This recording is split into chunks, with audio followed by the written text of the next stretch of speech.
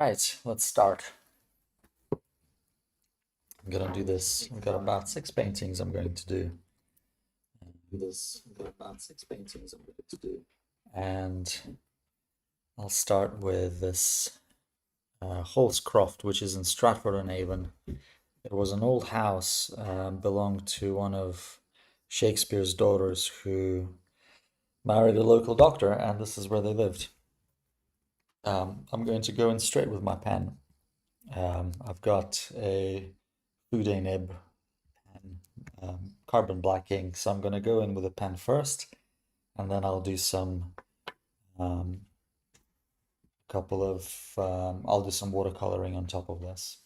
I'm using very small Langton Prestige 100% cotton paper. It's reasonable, but these are very small studies. They're basically just postcards that I can create and send to my friends and family and things like that. Um, okay, so I'll start just putting in a couple of these perspective lines. Make sure my ink is flowing. I'm not committing terribly to anything. I just want to get um, the perspective right this first pass.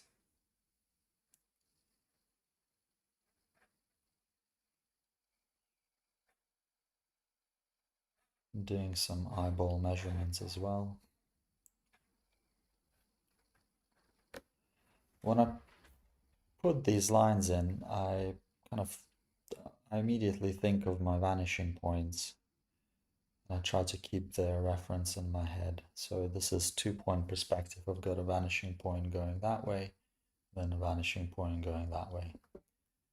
I try to keep these in my mind as I sketch these out. I'm just going to reposition my reference a little bit so I'm not moving my head too much.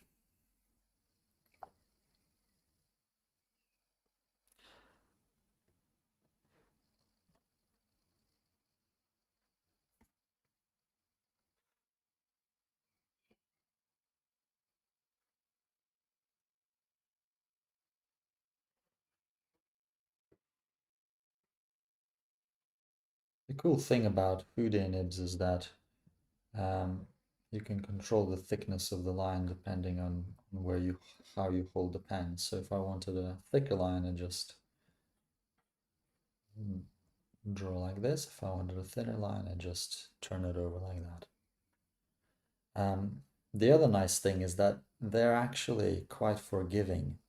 So if you do end up making a mistake, you can just kind of go over it with wobbly lines, and it makes it look like you are um, a great urban artist because you're doing some characterful sketches.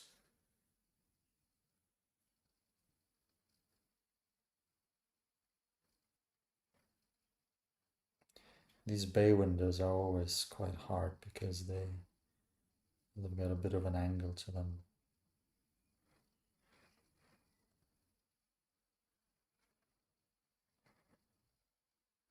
Also, this picture was taken in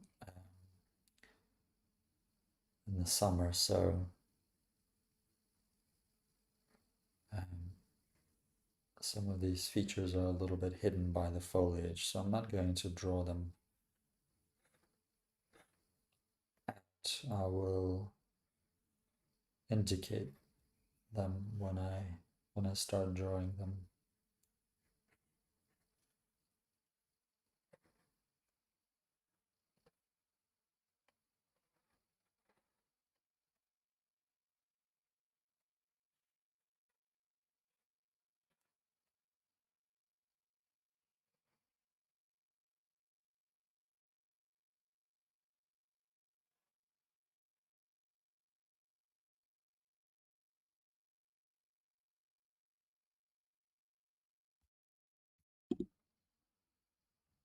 Oh, hi. Hi, Laura. Sorry, I was too focused on my sketch and I didn't see the message. You know what, I'll move my reference so I don't miss the messages. There we go.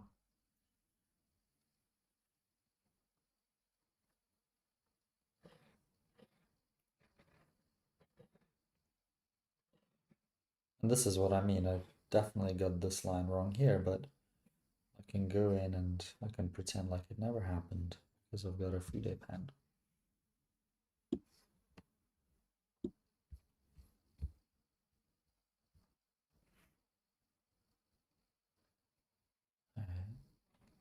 Some of these old timbers are really great. They add so much character to this house. When I draw these timbers, I quite like to just put um, sort of these wobbly lines down instead of actually drawing them all out. So something like this. I think it looks much nicer, much more organic.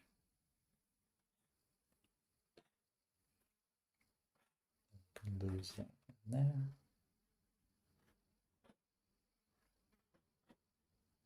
Connect that up, and I want to end this chimney here.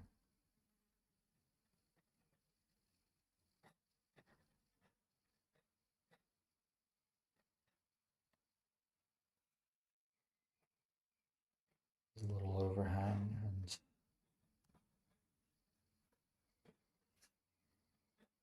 some bricks. Pavements are great for adding a sense of place and direction in sketches because they sort of act as natural perspective lines.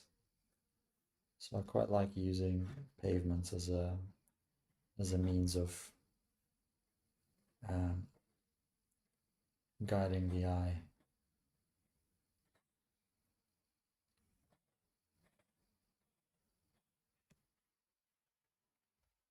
Also, if you notice, I'm not precise about which about drawing all of these timbers. I've obviously drawn, I think these curved timbers here are quite important. I think some line variation there. But then the verticals, I don't think we need to count them. Just know that they're there.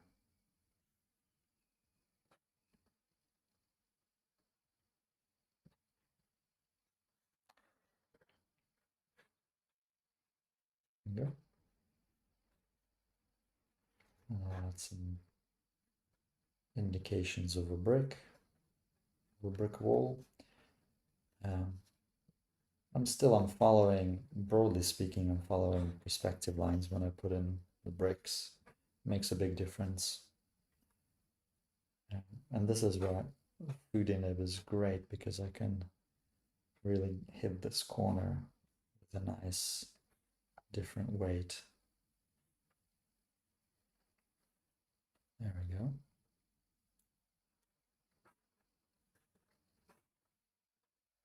So I think that's all right for a sketch, and then I can now go in with my colors. I like the sky here as well because it's not just blue. You've got some areas um, of cloud. So I like to start with um, with the clouds, and then I kind of negatively paint the blue. So to get the clouds, that sort of gray, I like to use a little bit of ultramarine. Then I add cadmium red, but a tiny, tiny bit because cadmium red is a very violent color. You only need a little bit of it to create an effect. And that gives me a nice neutral. So I'm just very loosely adding the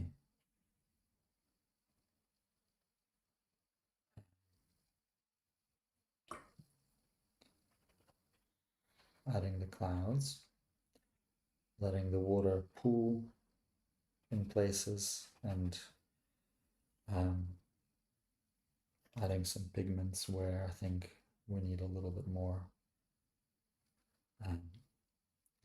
shadow.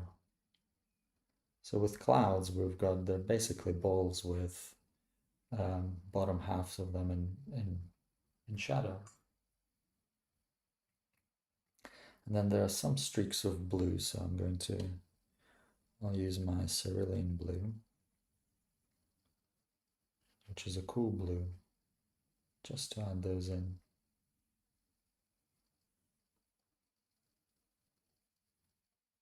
I'm not being 100% faithful to the reference. Um, Actually, I think this paper is not the one I normally use. Mold made. Huh. The grain, they must have changed the grain on this because this is a little bit too smooth for my liking. I like a bit of tooth in the grain.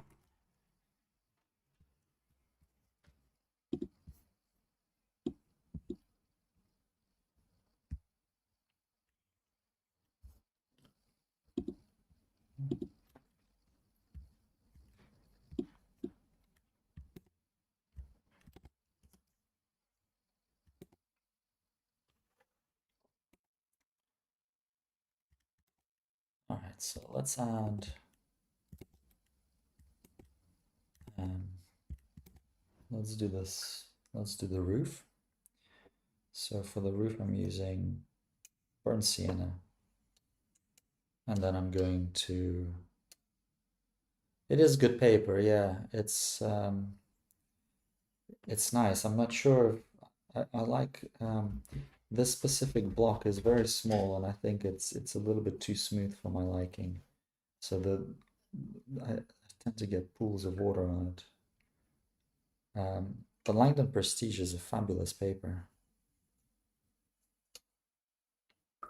All right, so I'm just adding a little bit of burnt sienna, and I might add just a tiny speckle um, of ultramarine, and then we can start indicating and painting the roofs. So I'll lie down. I'm going to lay down this base undertone, which is my burnt sienna, and then I'm going to, in places, I'm going to add some shadows. Just drop in a bit of this remaining ultramarine cadmium red mixture just to add some interest and make the roof pop a little bit.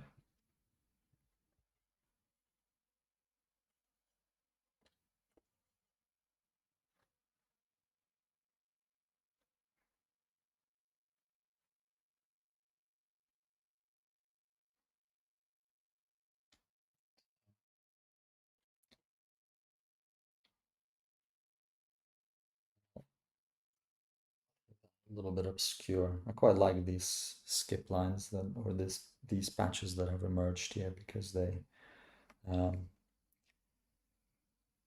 I wanted to for this area to kind of disappear into the side of the picture. We'll just add some drops of blue, some cerulean blue. This is only to create interest because otherwise the painting will look a little bit flat. I think I'll now use, I'll create a nice bright orange, so I'll use my cadmium red. Then with these paints I have Hansa yellow, which I think creates a really vibrant vibrant orange, and I'm going to use it for the chimneys.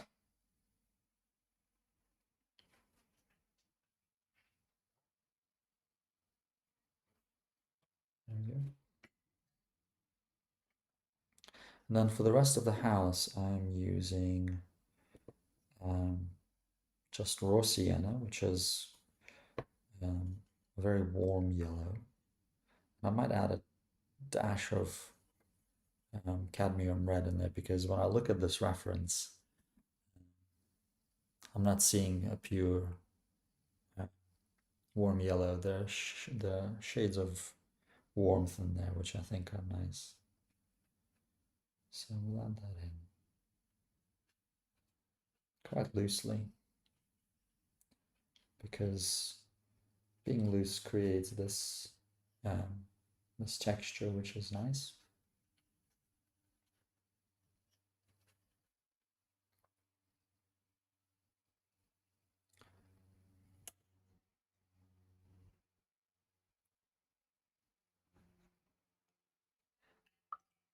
Now, I also like that tree, um, which is here. So whilst this bit is relatively wet and this bit is relatively dry, I'm going to create some, um, I'm going to use this to have some hard edges as well as some lost edges. So first of all, let's find a nice green for this. So I'll use phthalo green as a base color, and then I'll drop in some Hansa yellow in there. And that should give me quite a bright, cool green, which is um, very indicative of these British summer times.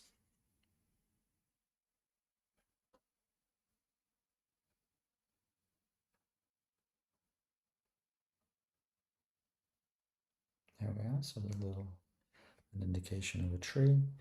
And then I like to drop in um, just to darken it up. I'll drop in a mixture of ultramarine and burnt sienna because that area of the tree next to the house is very much in shade. So that gives me a bit of a black color. I need to be careful um, not to overdo it.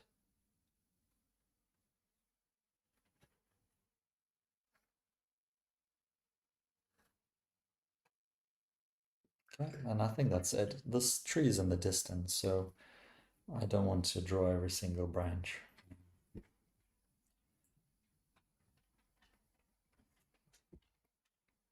I'm going to add a little bit of ultramarine into my neutral to create a shadow color. And here I need to have a think about how these shadows are going to work.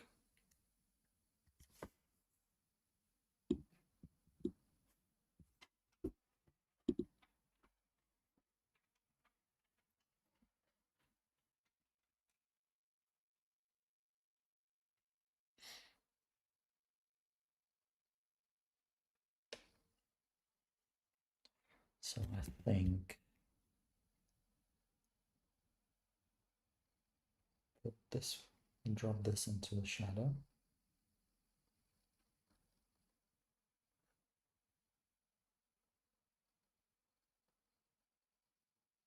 And then this side goes into the shadow as well.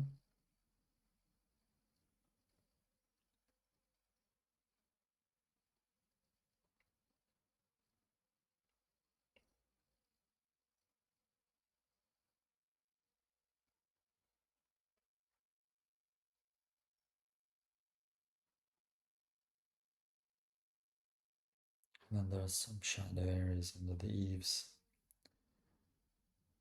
There. Make sure the chimneys are, the right side is in the shadow as well. The main thing is just being consistent about what's in the shadow and what isn't.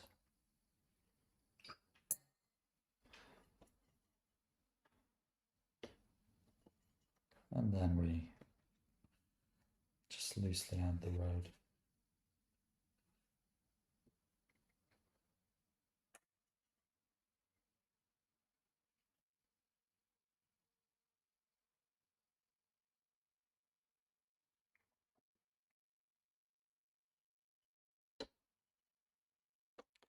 Finally, the windows.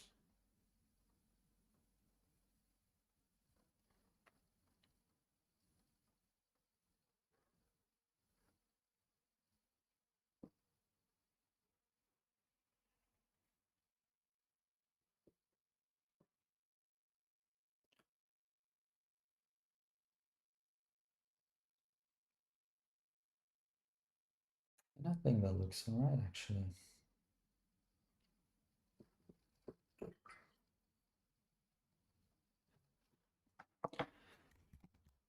So that's the first painting done. 5 more to go.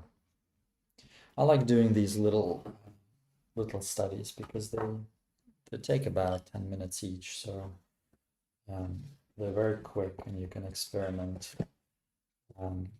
They force you not to focus on details,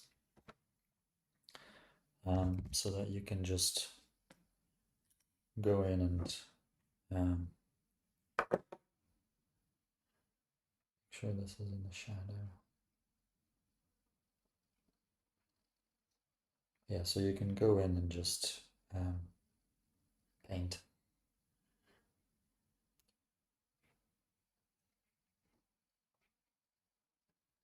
Cool.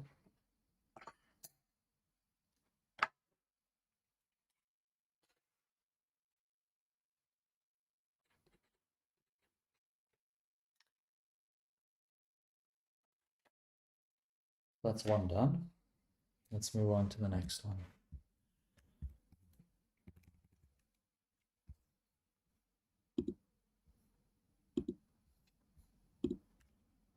So this is a fairly complicated picture. The question is, what am I going to draw?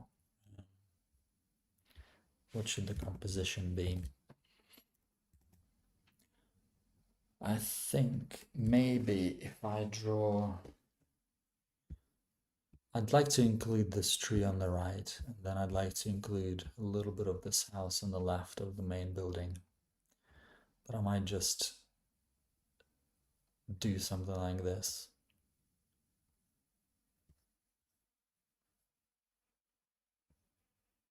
Yeah, I might do something like that. Okay. So once again, I'm going to go in straight with my pen. I think for all of these, I'll just go in straight with the pen. I'll off-center this white building, which is a pub. I think it's called the White Swan. Also in Stratford-on-Avon. I don't quite know the history of this place. It's right on the river, so this picture is taken with my back towards the river. I think I've eaten once in this pub. It was years ago. It was okay, but I think it's a nicer sort of summer drinking spot rather than an eating place.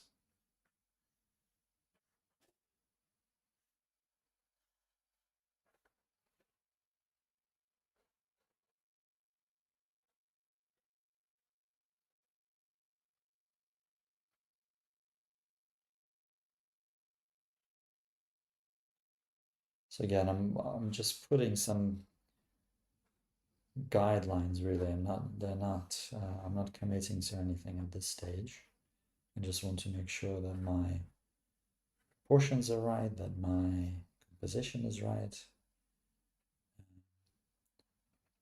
and I'm still keeping things quite loose.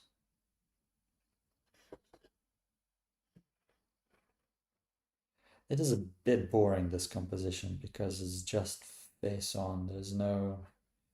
Um, there are no perspective lines whatsoever. It's just a very boring profile. So I need to think about what is the point of interest in this. I think this red door is quite an interesting place.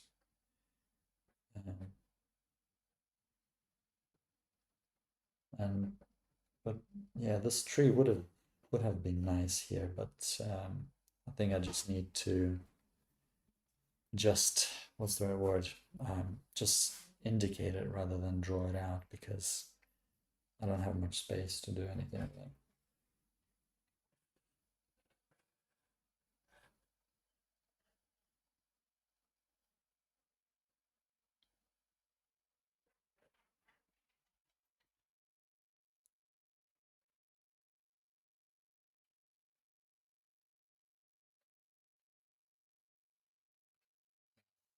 Perspective lines, I guess, on the roof.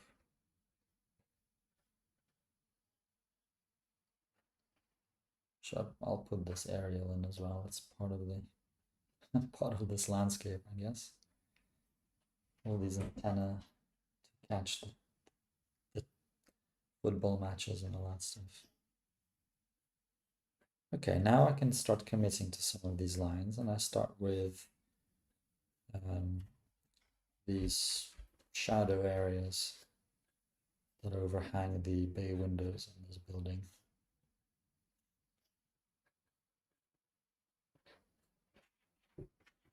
You can see immediately that this how it brings things forward. This is where this door is going to be.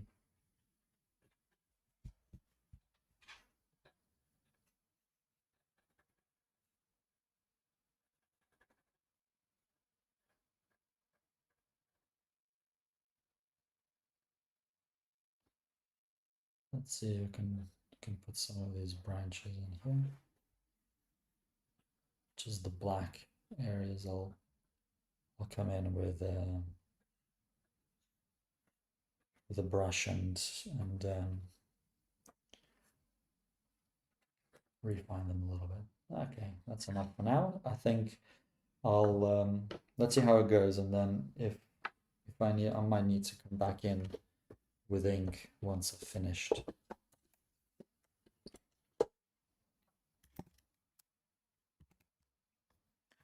So let's get the sky in. Cerulean blue.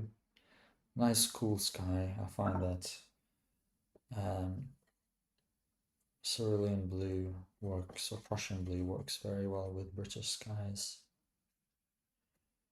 And then we'll just loosely add it in.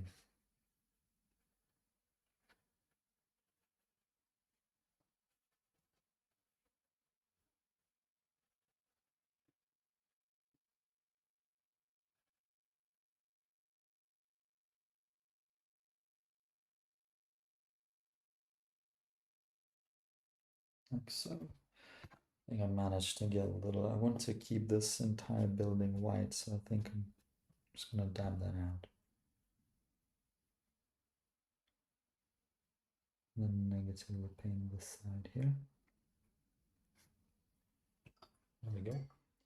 Now I'm going to leave the roof for later because I actually would like a hard edge between the roof and the sky.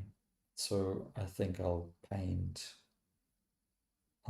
these buildings first. And equally I'm going to leave the red door for later because I'd like it to be a standout feature. So this to me looks very much like another job for burnt sienna to get the brickwork down.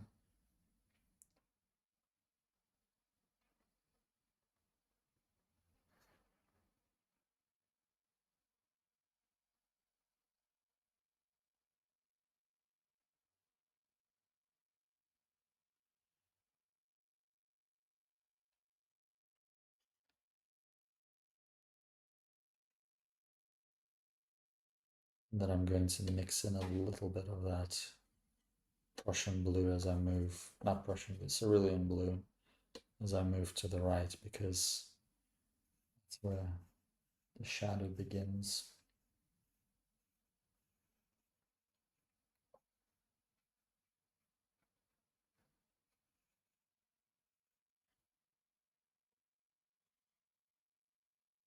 Just drop in some areas of interest.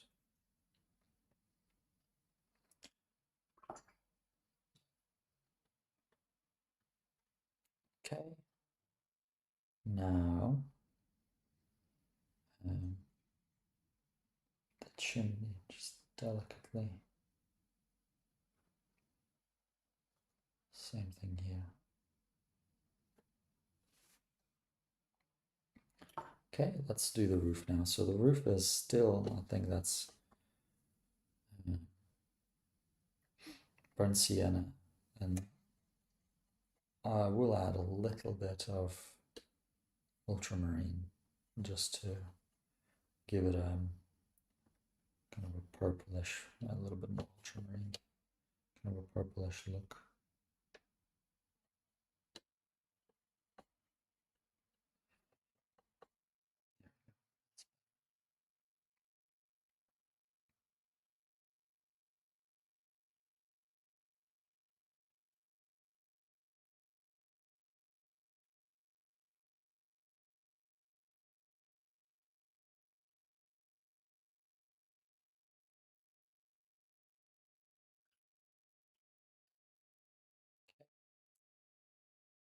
Now the tree.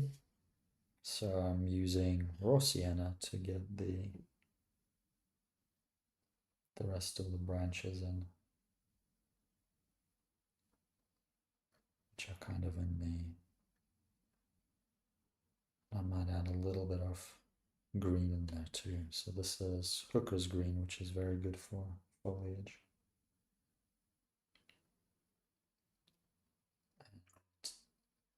I'm just going to indicate. In fact, you know, before I do the foliage, let me do the windows in this building. There.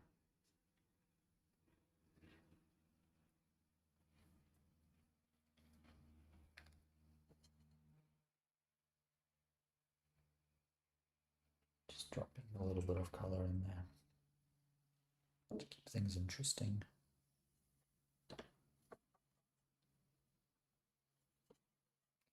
I'm mixing another ultramarine with burnt sienna mixture to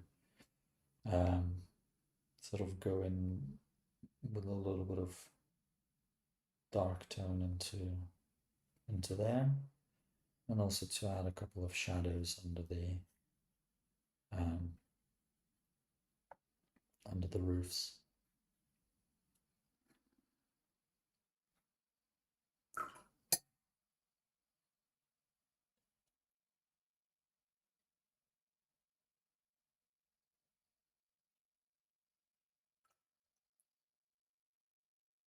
I think I'm ready for that red door.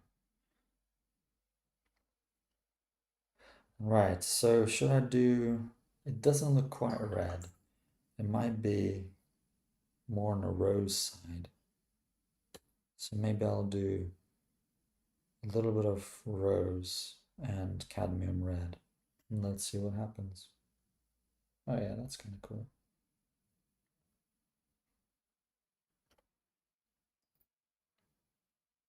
Let's drop in some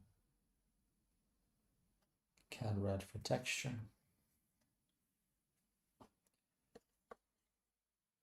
And finish off on this roof here. Thanks. It does look good. I think adding red where it needs to be is quite interesting.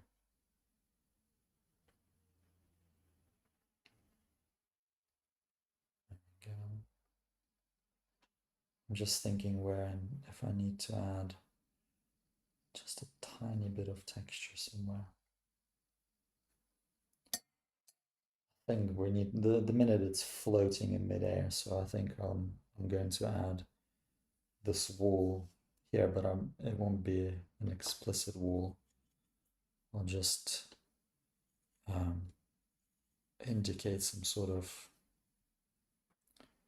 foundation there, like that, and then maybe drop some darker values at the base.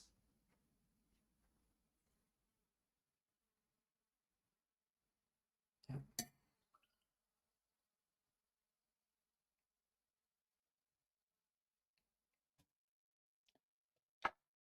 Be a good idea just to go back in with a pen and just refine some of these details. Not all of them, just minor little details to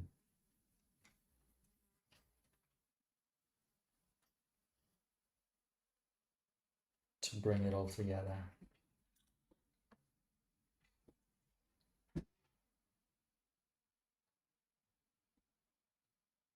All right, now let's add foliage. That's it, so just transparent, almost a glaze.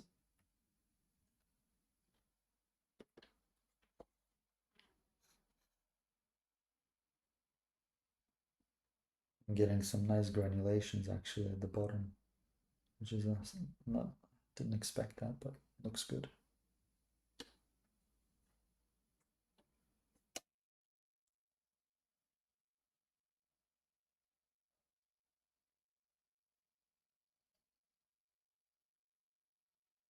Just a couple of points of interest along the roof.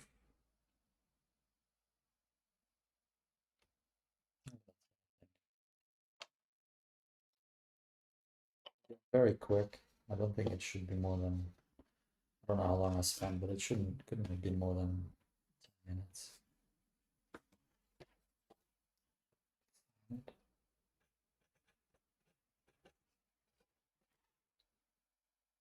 Good, so we've got 2 little paintings already.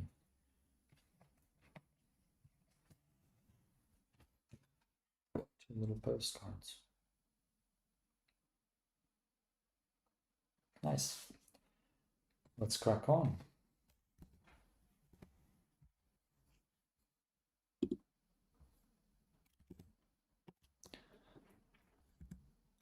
So this is an interesting one.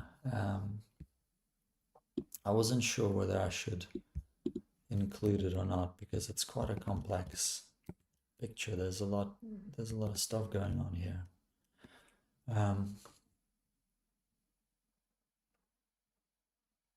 And I'm not sure if I should be using pen for it. Maybe what I might do is just draw this sculpture out first. There's a sculpture here.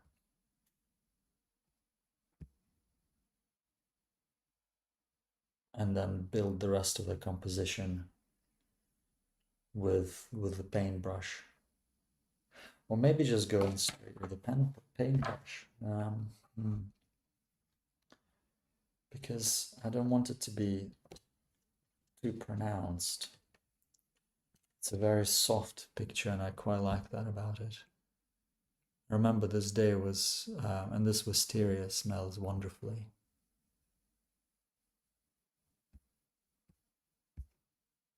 Yeah, I think this is going to be my composition here. Like that. And I think I will start this is going to be tricky, but I'll give it a go. So I'll start with the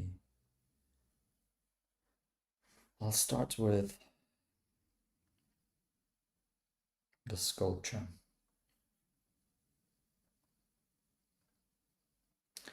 A bit nervous to go in straight with the brush.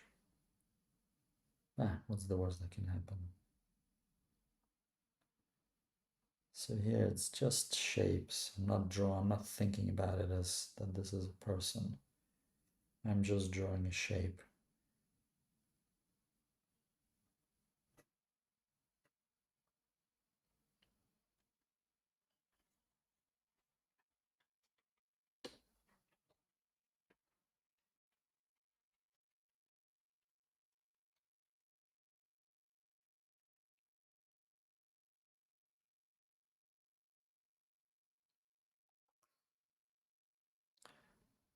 And then for the plinth, I'm going to use a watered down version of raw sienna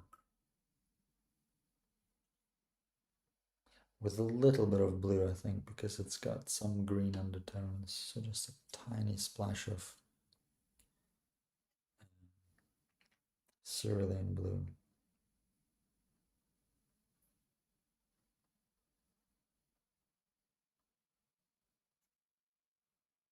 Just very transparent, very light first wash. Nothing too demanding. Keeping the edges relatively hard. Okay, now wisteria. I think that's a logical next step. Let me just clean my palette so I can get a nice clean blue. Nice clean blue.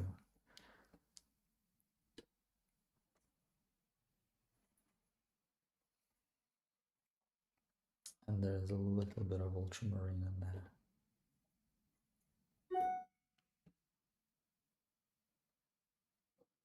Seems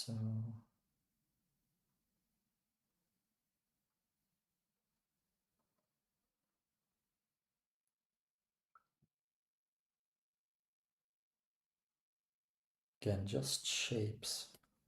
I'm squinting actually at this reference so that my eye isn't focusing on the detail, and I'm just drawing out these bundles of wisteria.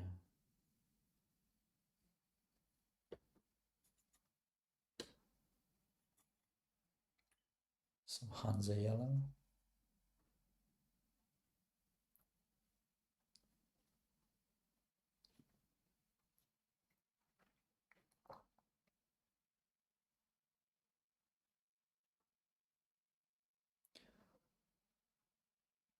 This is just the base layer. I'm not, I'm going to add some specific details a little bit later. This is just the base, just to get rid of the white of the page.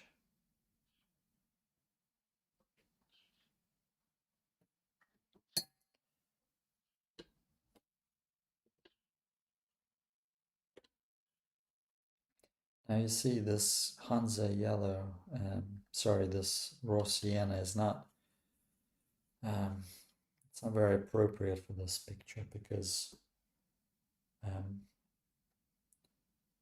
I think something like yellow ochre would work better to get these bricks in there.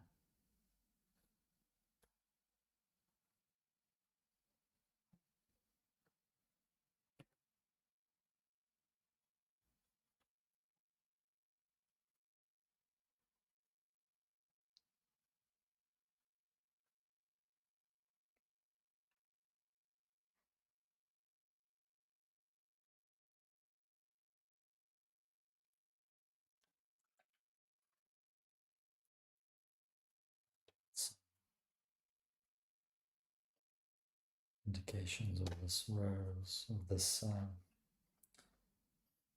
red plant, whatever that might be.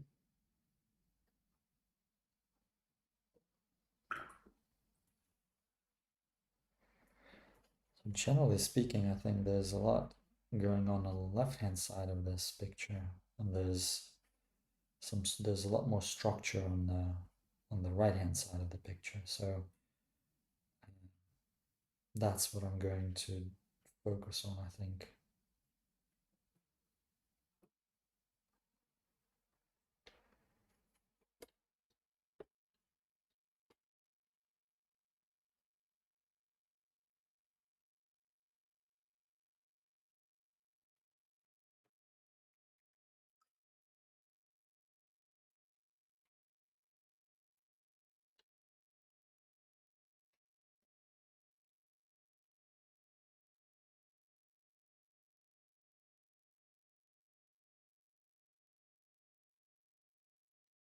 Hi, Ayush. Yeah, I'm all right. Getting a little bit bogged down with this with this specific painting. I'm not sure if it's going to turn out too well. Um, how are you doing?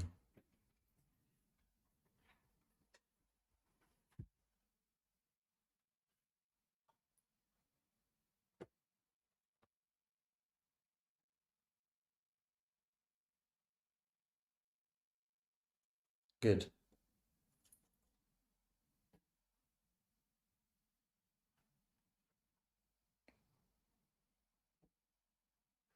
Nice.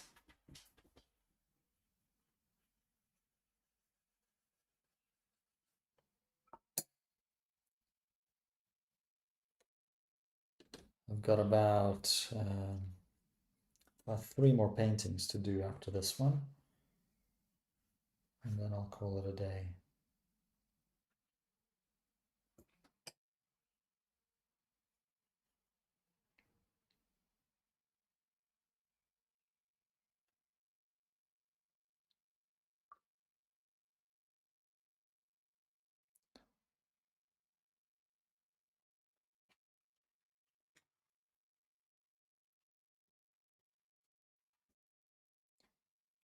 See if I can get the tone on this.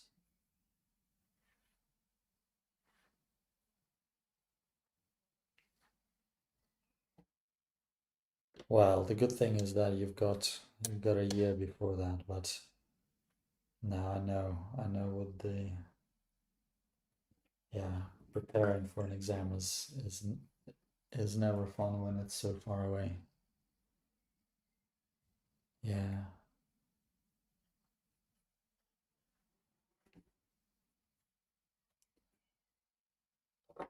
So let's see. I'll now start adding some darks, and hopefully things will begin to come together when I add the darks.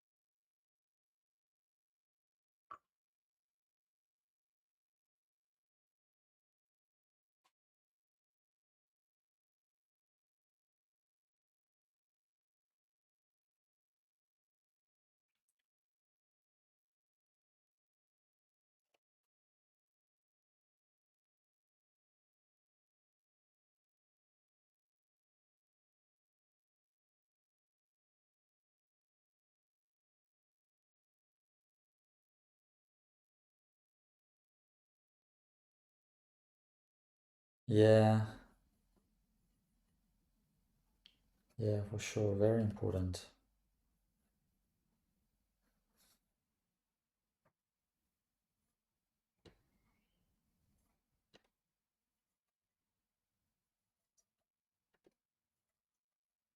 Stressful but important.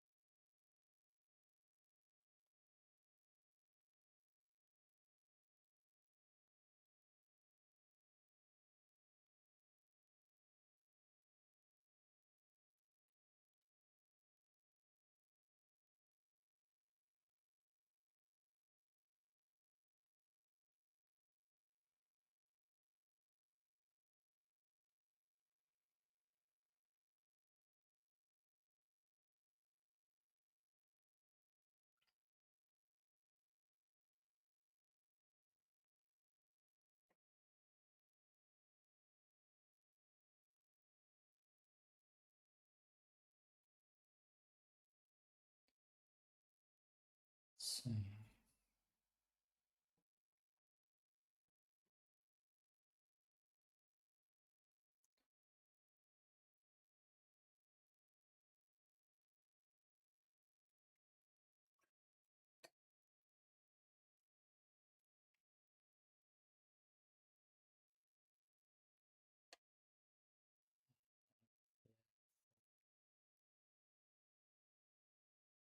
It's a tough one. This is such a complicated picture.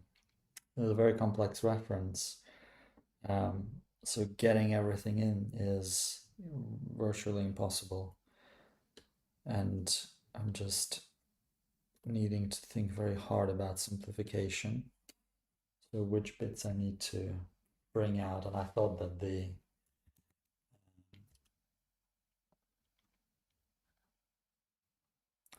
the sculpture would be a little bit more interesting than the rest of it. I tried to do some negative painting, so I left some white there, some white in the tops of the wisteria and things like that. Um, and I'm keeping things relatively wet when I'm drawing these things.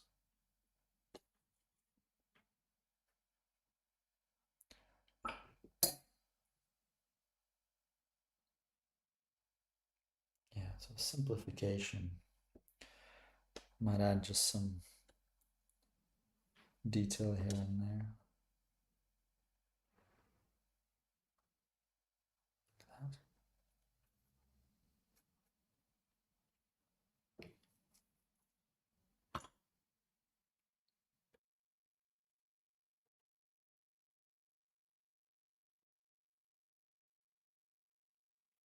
Yeah, I'll leave it at that for this one because again, it's such a, if this was a larger piece of paper, I probably would, well, I would spend a lot more time on it. But given that it's such a, the point of this exercise is just to simplify, is to think about what matters the most and how to bring it forward. And then, yeah, and then just simplify the rest. So just to catch up on people who've just joined, I'm just doing some small, really small format paintings. So they are on postcards. The whole point is just to simplify and yeah, play around with colors, play around with shapes, and get some nice little little paintings out of it. Okay, let's do this one here. So again, I'm not going to draw with this reference. I'm not going to draw things with my pen. I think I'll go in straight with the brush because mainly because there aren't that many architectural details in this painting. The house is in the background. So I mean, I don't really want to bring it forward. The main thing is the stuff in the foreground. So there's some nice flowers, some white spaces that I'm going to leave here, and then the tree here in the middle ground. So let's start with the house. I'll do very light, just raw sienna for now, and then I might drop in a couple of darker tones in there. But for now, I'll draw directly with my brush.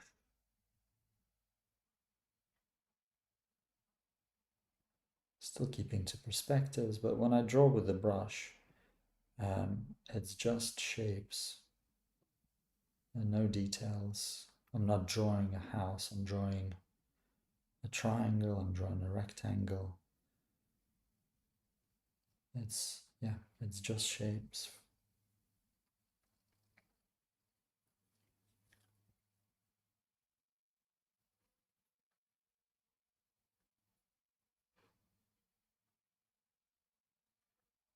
So it doesn't look much like anything at all at this stage, but that's okay.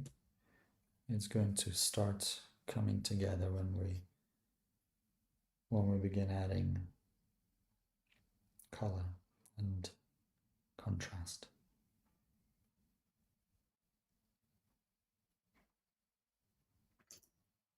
Just that.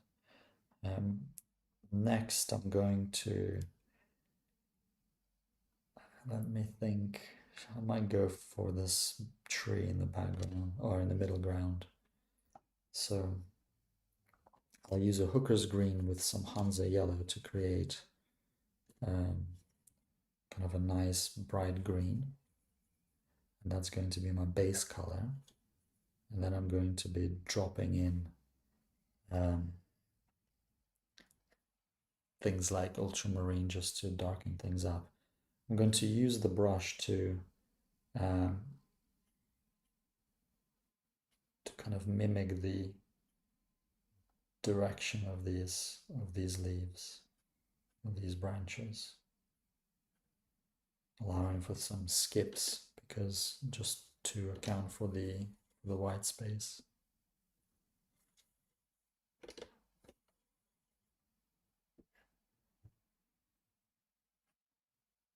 Letting the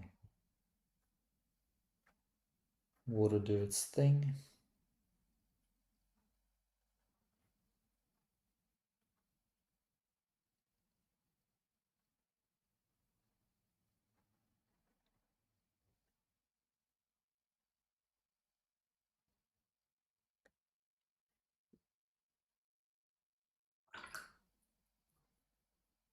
maybe a little bit more, just a touch of green, some darker green. So I'll do hooker's green with raw sienna, just to touch up some of these leaves towards the bottom, which are a little bit darker in the shade. And then also I can start adding the foliage. I'm going to leave lots of white space because this is going to be, bye Ayush, this is going to be my foreground. Little flowers. Start getting a bit darker as I come closer.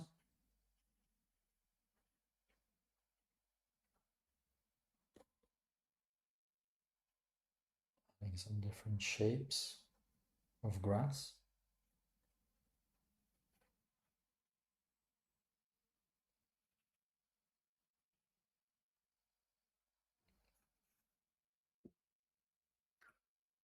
There we go.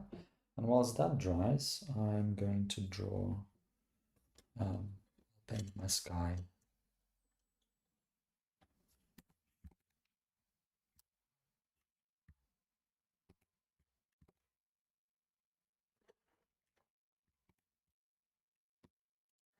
So use some cerulean blue and I'm going to use some, what I'll do is actually first I'll put the sky down, and then I'm going to use my paper towel to mop up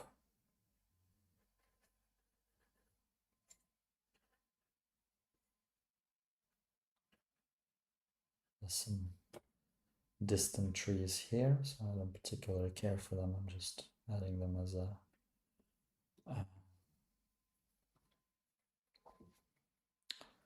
sort of wet, and then I'll take out some of the pigment to create a nice patchy sky. There we go.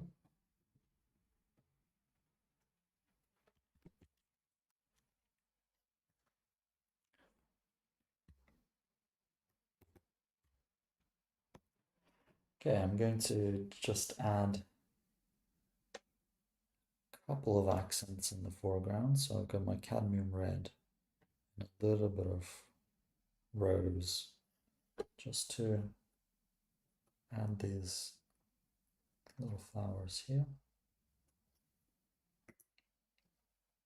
And then my ultramarine.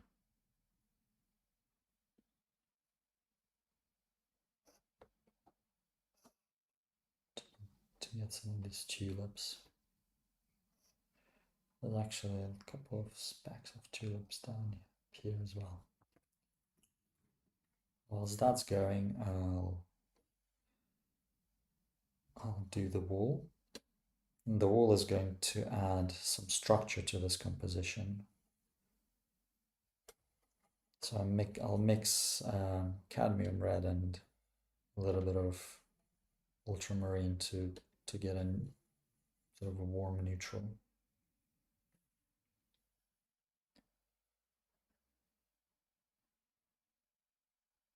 And then just accurately adding this wall into the background and leaving some of the spaces to indicate that there's some foliage there.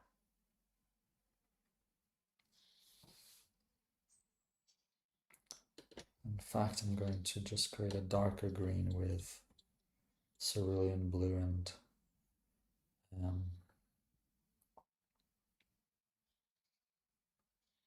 yellow ochre, not yellow ochre, raw sienna, and just kind of negatively paint the foliage in the middle ground.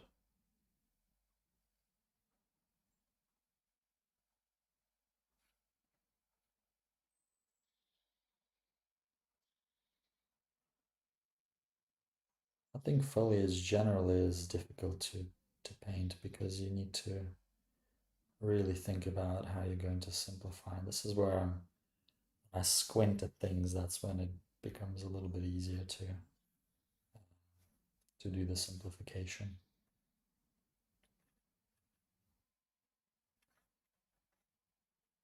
All these verticals here, grasses and whatnot.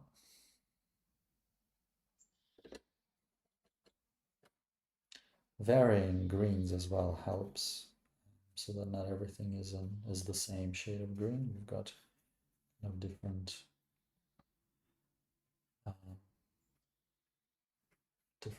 tones of green coming through.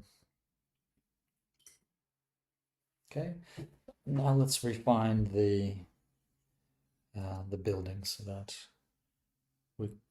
our brains can think of it as a building.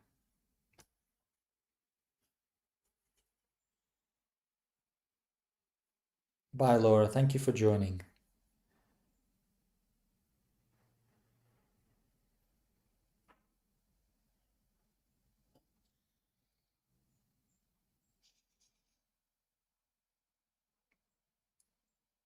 That's that.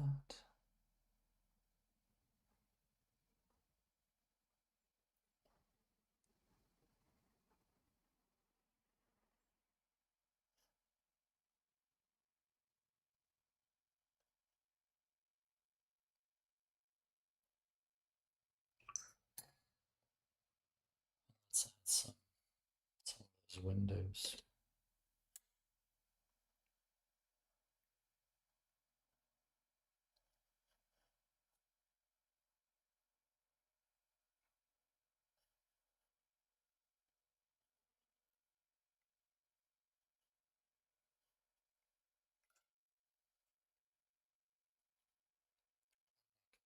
A little bit like this. Just dab it out.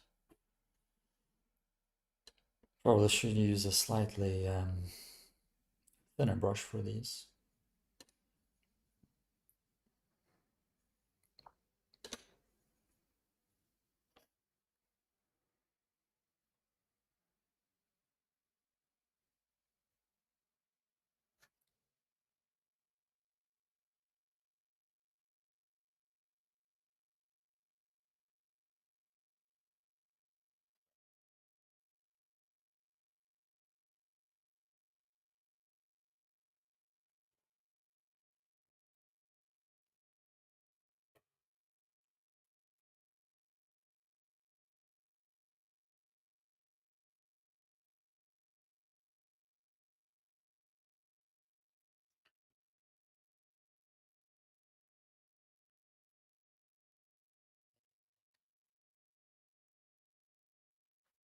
Getting the value right here to push this house back.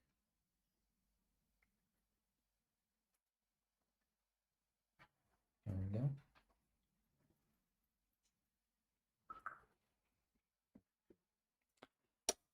Then lastly, I'm just going to do a small glaze. So again, I'm squinting and thinking about where the large shadows are. The purpose of the glaze is to really tie it all together, bring things forward that need to be brought forward, knock things back that don't require our immediate attention. And I think that's it.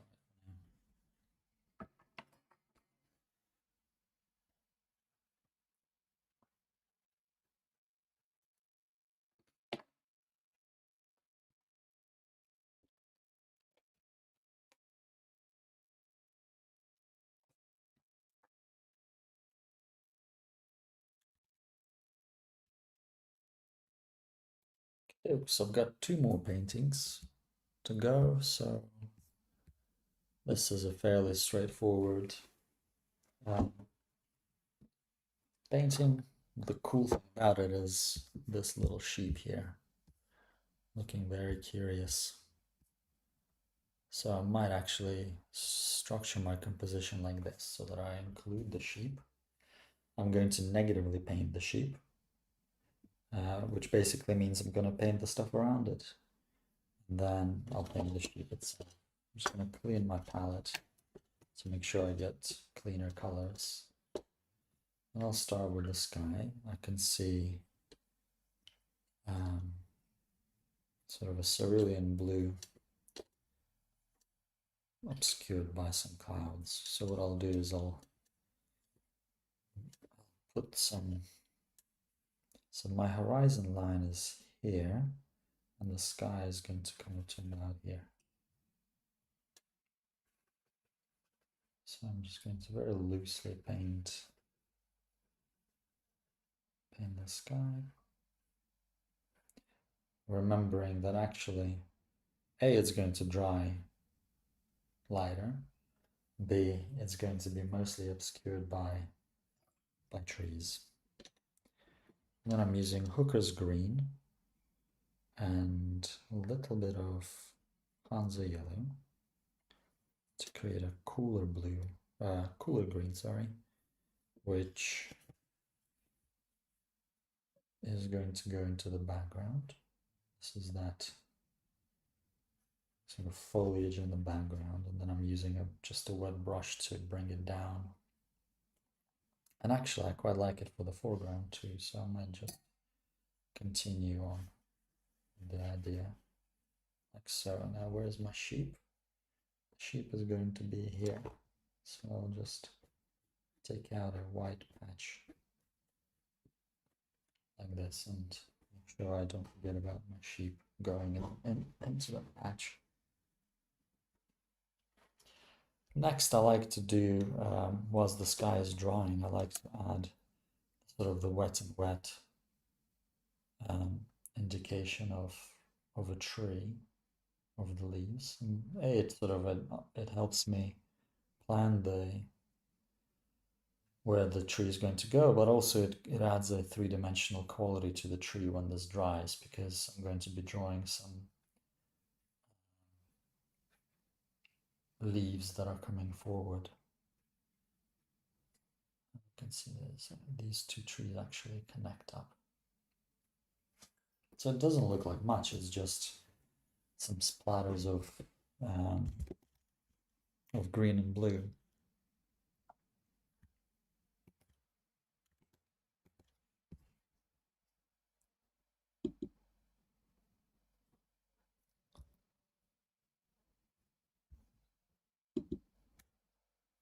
But we'll refine it and it'll look good. So I think this is a good time to start working up the distant foliage.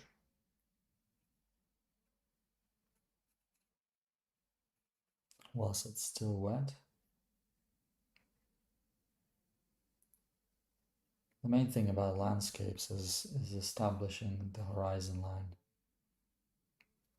And then I'm going to very carefully paint around this sheep shape.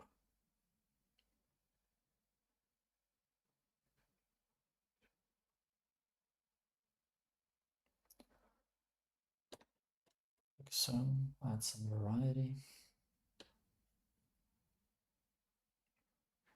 I like to drop in ultramarine into my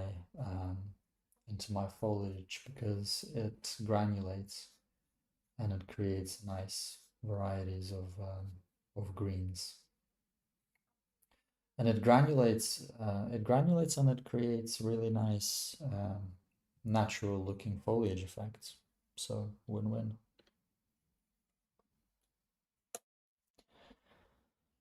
All right, sheepy, I think it's time for your leg.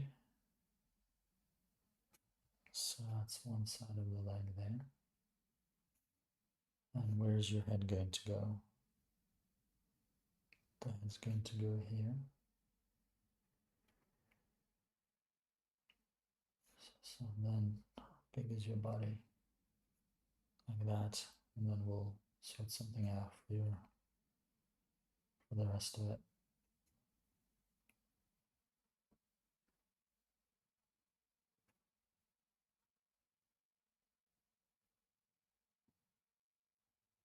There we go, a nice little sheep. negatively painted.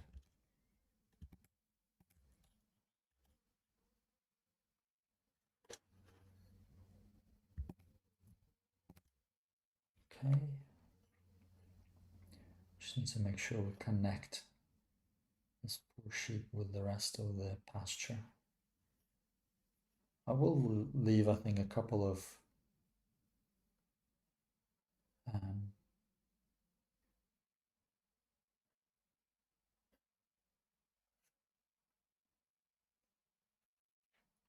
white spaces just to knock back.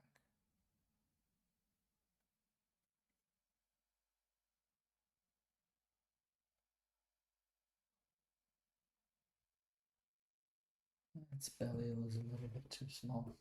Okay. Could be better, could be worse. It's okay.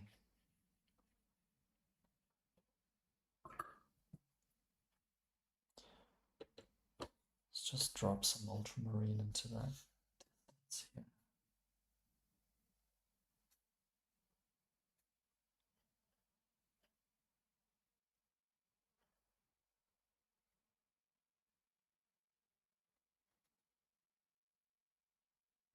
Hey, what's up, angry kid?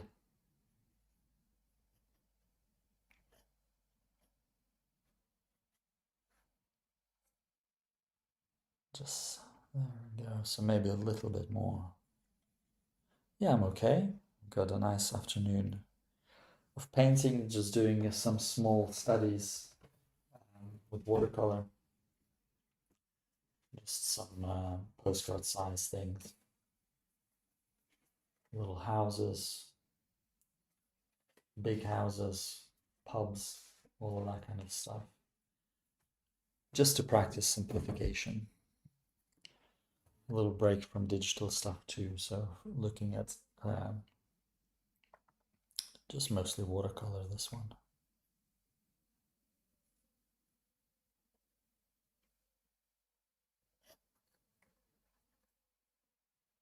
There we go. And now for let's do the middle ground trees.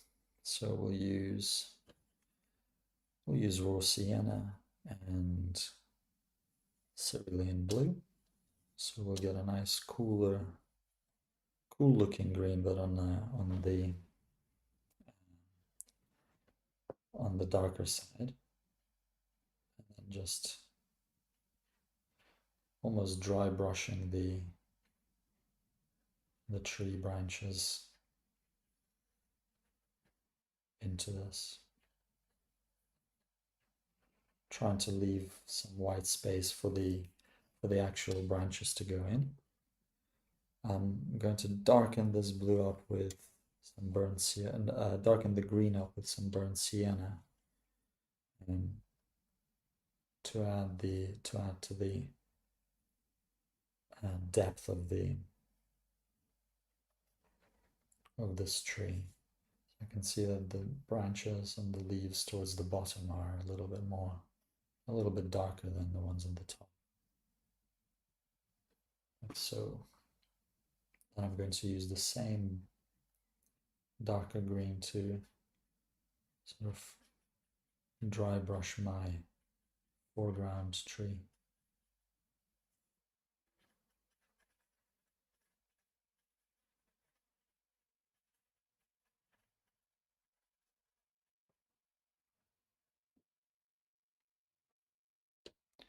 Some ultramarine, again I'll focus on the foreground tree whilst the background dries. And some ultramarine blue.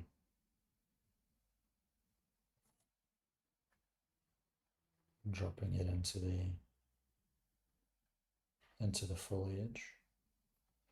I quite like the contrast between dark blue and then this light sky. That brings things forward, so I think I'm going to just give this some more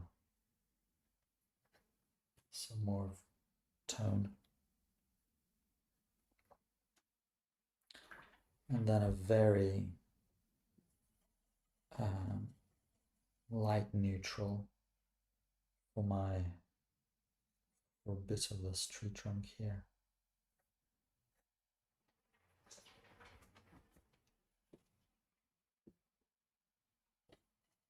And then darken it up as it goes up into the branches.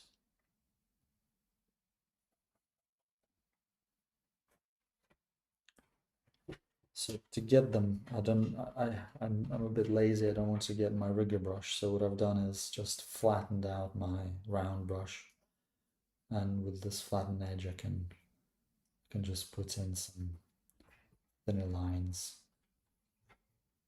which act as my indications of smaller branches.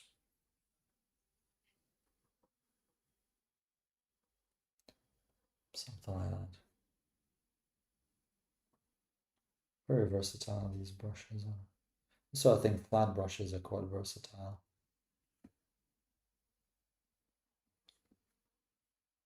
Right, let's add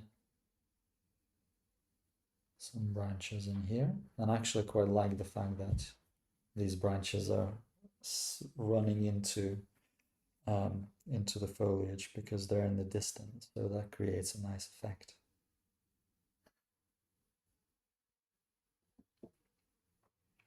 Like this. I'd like to add some more, just to darken this a bit more. But have to be very careful not to overdo it. I think that's okay. And then just darken this area around the sheep. It needs to be in a quite an organic fashion.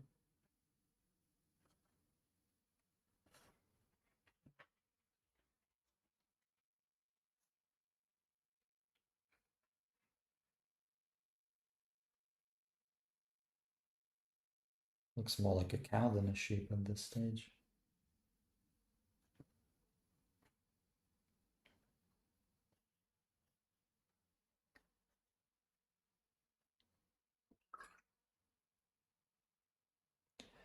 And then I'll add a little underbelly for the sheep. So I'll use raw sienna with maybe, actually I'll use some burnt umber for it.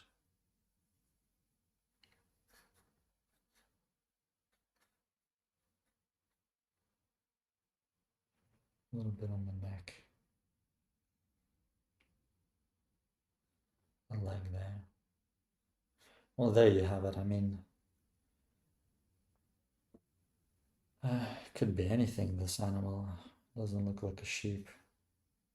It's a bit too big.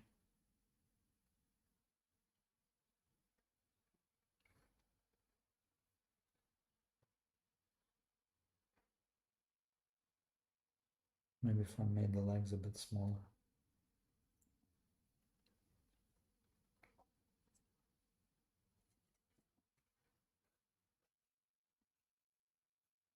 Yeah, I think making the legs a bit smaller makes it a more convincing sheep. Shadows under the trees, and then a nice little glaze here as well. Alright, that's a nice little one. Sheep.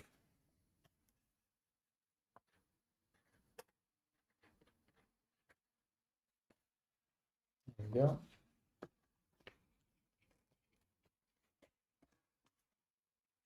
Let them dry. Last painting. Last painting. This one is a sunset. It's a picture I took a few weeks ago. The sky was just marvelous. It was when we had a heat wave, which I'm sure Angry Kid, you'll remember the heat wave in London, or wherever in Britain you are. But it was warm. It was about 35, 36, but very humid heat. Not very nice. But the sunsets were spectacular.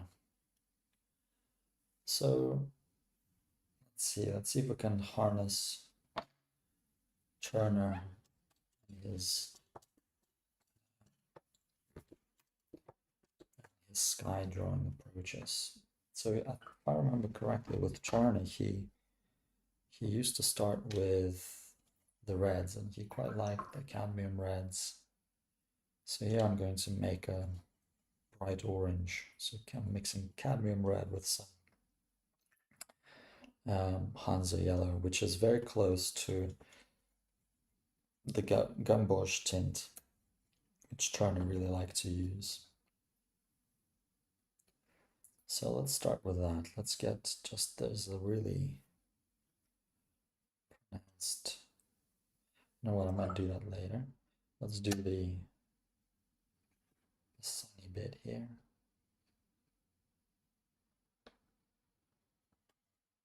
Get that rose color and stuff.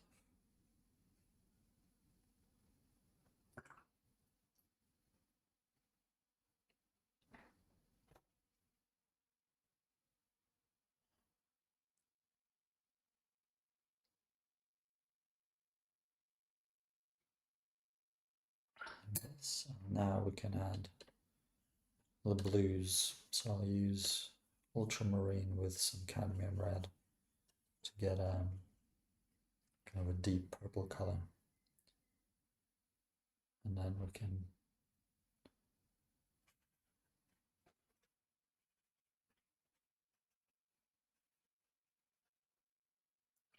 and just soften some of these edges. And the colors run into one another.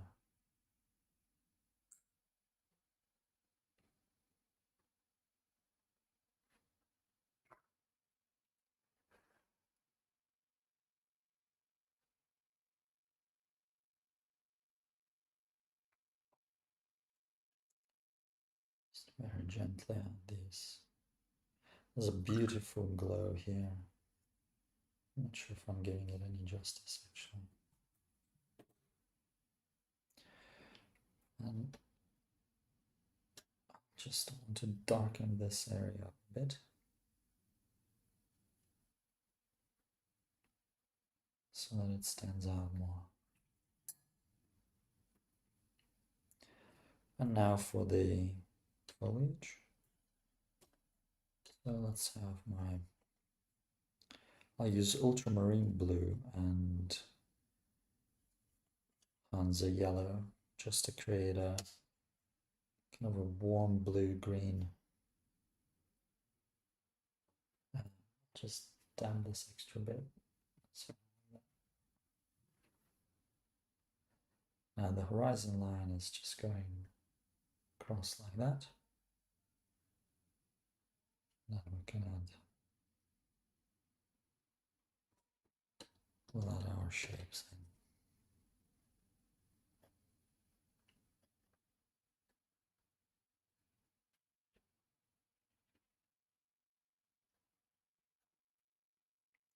There we go.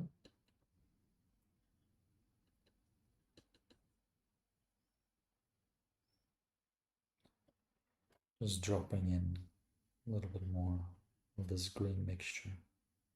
It's actually what I like again about the ultramarine is that it granulates, so I get very natural foliage textures without really doing much of anything.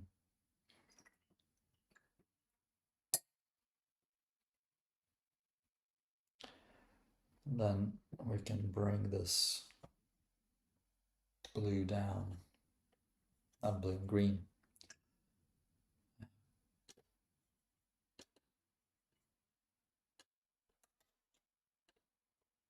Just need to dull it down a bit with cerulean blue.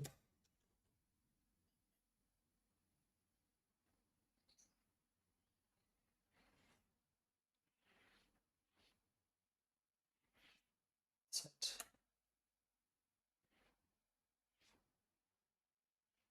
I don't think I'm going to have enough space to do the river, but that's all right.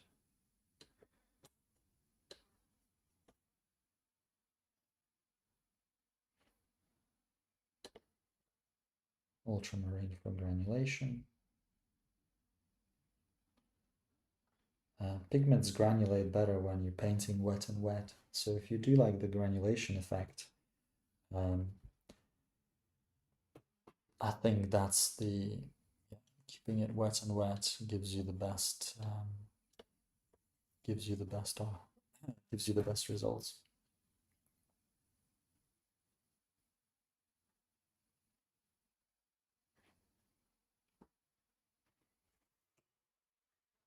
There we are.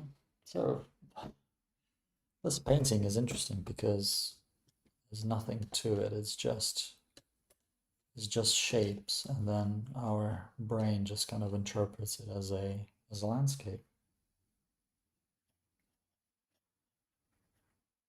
I'm just defining the horizon line a little bit better.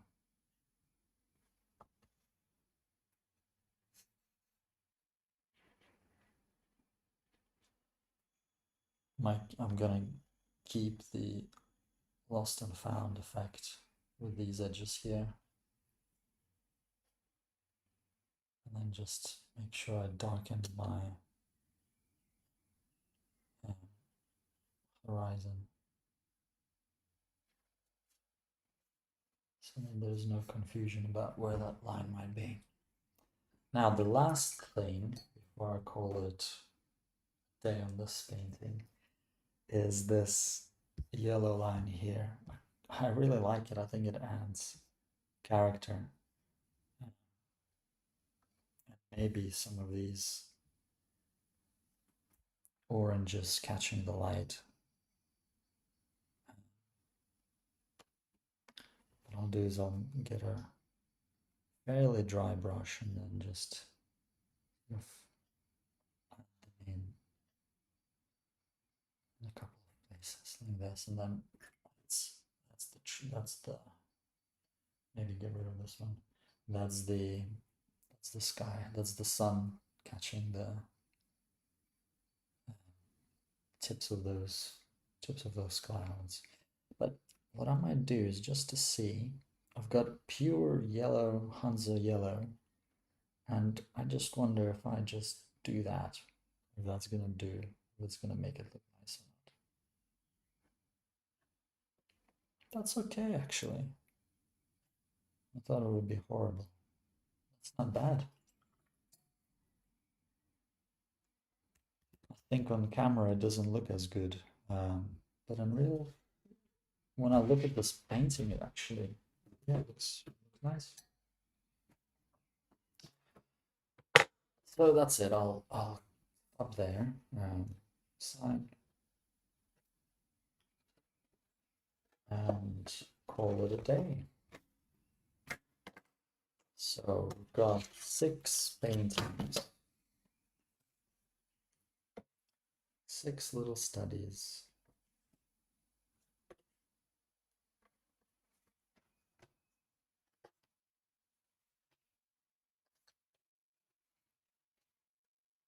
There we go. All of them in one spot. Let me see if I can make it look a little bit better.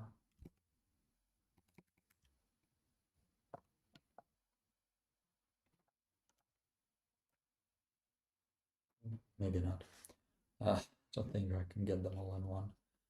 But there you go. I still think this little one is my favorite with the sheep. This one was the hardest to draw because of how much simplification I needed to do with the bust. This one was good fun. The house. These were my early sketches from today, just getting my hand moving, and this is the final one, which is a nice little Turner inspired landscape. So I'll call it a day. I hope you enjoyed it, and I will see you soon. Take care.